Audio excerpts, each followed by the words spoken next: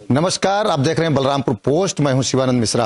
आज हमारे साथ मौजूद हैं भारतीय जनता पार्टी के प्रत्याशी रहे सदर विधानसभा क्षेत्र से पलटू राम जी, जो राज्य मंत्री भी थे, वहां से विधायक भी थे और एक बार दोबारा इन्होंने जीत दर्ज की है।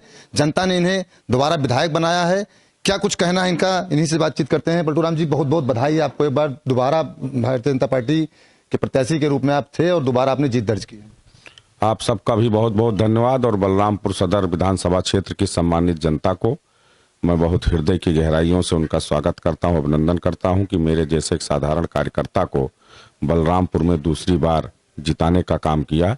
जब मैं बलरामपुर में दूसरी बार प्रत्याशी बना तो वहां लोगों के अंदर एक कहावत थी कि यहाँ लगभग 35 वर्ष हो गए हैं, कोई व्यक्ति दोबारा चुनाव नहीं जीता है, और अगर कोई मंत्री रहा है तो वो तो बिल्कुल नहीं जीता है।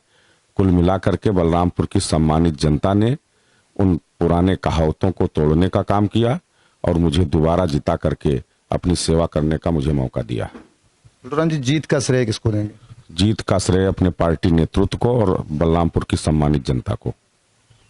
चुनाव में कैसरगंज के सांसद जी पूरे मंडल की बात कर रहे थे कि 20 की 20 सीटें जीतेंगे। 16 सीटें मंडल में जीती हैं। विपक्ष के पास जो मुद्दा था, छुट्टा सांड का मुद्दा था, लेकिन मोदी जी ने कहा था कि 10 मार्च के बाद इस जो छुट्टा जानवर है इनकी समस्या दूर की जाएगी। क्या लगता है आपको, विपक्ष के जो मुद्दे थे उस पर जनता ने भरोसा नहीं किया, जो बीजेपी के दावे थे उस पर जनता ने भरोसा किया?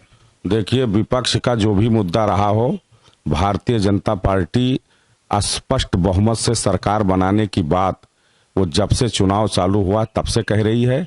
ये मीडिया के लोगों को सोचना चाहिए कि भारतीय जनता पार्टी सत्य बोलती है कि विपक्ष सत्य बोलता है।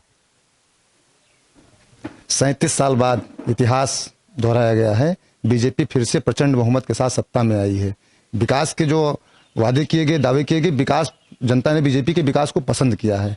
आप भी दोबारा जीते हैं बलरामपुर से। क्या कुछ लगता है और रह गया है बलरामपुर में करने के लिए? आप देखिए, जहां तक सवाल इतिहास का है तो धारा 370 और 35 ये कब से चल रहा था, हमारी सरकार ने उसको खत्म किया।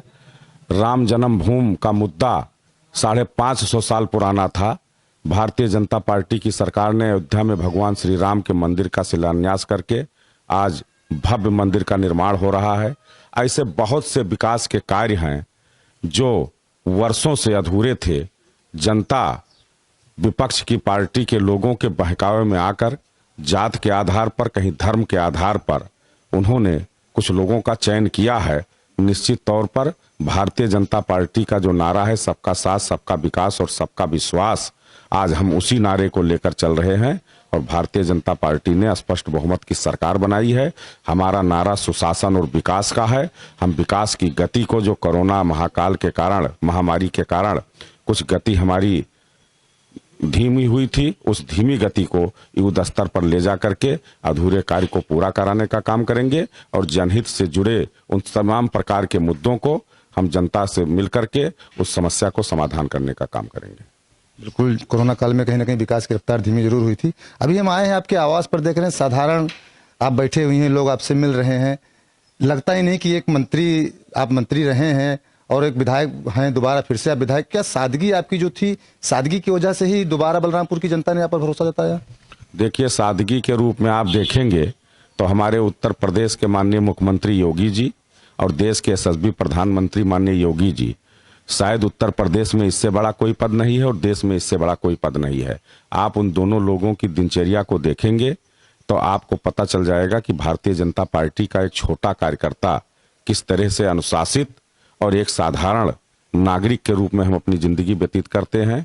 यही कहीं ना कहीं हमारे कार्यकर्ता भी जब समाजवादी पार्टी के शासन की तुलना करते हैं तो हम लोगों से वो उलाहना करने का काम करते हैं कि देखिए, सपा के नेता थे तो ये लेकर चलते थे, बसपा के थे ये करते थे।